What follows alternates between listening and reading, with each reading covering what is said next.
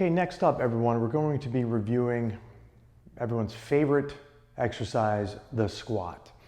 Now, some may think that it's very easy. You just drop right down.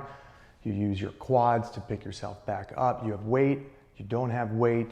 You're just sitting back into a chair. You're just dropping down to pick something up off the floor. That is all great, but we really want to dive into a few specifics that's going to improve your squat technique.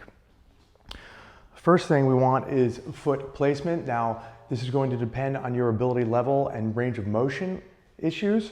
So please just bear with me, stick with me and the process. And then once you've learned some of these key specifics, then you'll be able to judge on how you can begin to learn the squat.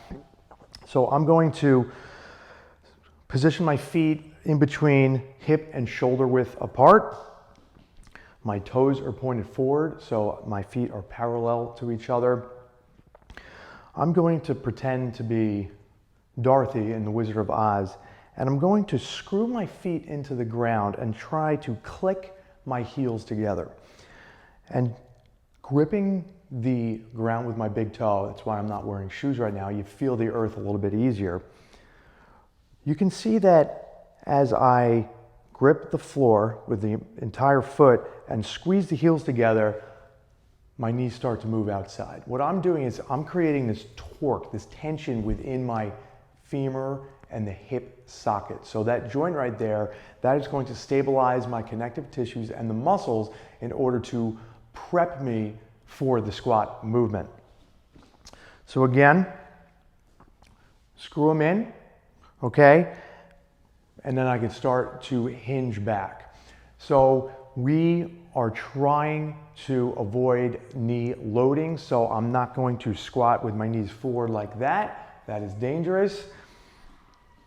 From the side here, you can see I have an upright torso. I'm going to start to hinge back like I'm sitting in a chair, and then I still feel that torque, that tension in my hip socket here. My full foot is on the ground. And a good way to judge if you're doing this right is how perpendicular are your shins to the ground.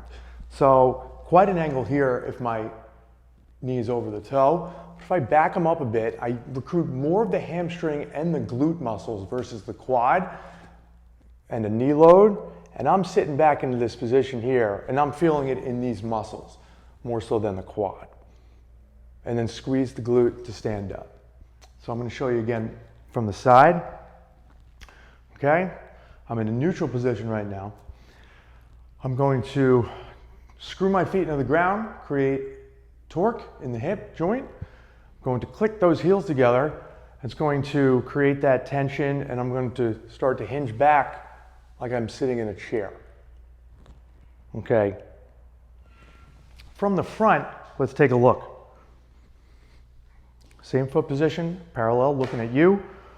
I'm going to drop back, keep my big toe on the ground, and back.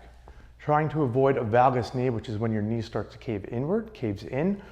So I'm really focused on pushing them out, but that is one cue that individuals use. I like to say just creating that torque in the hip socket and sitting down. I'm trying to keep my chest upright as to not flex forward. That's also going to be a mobility issue that we'll work on.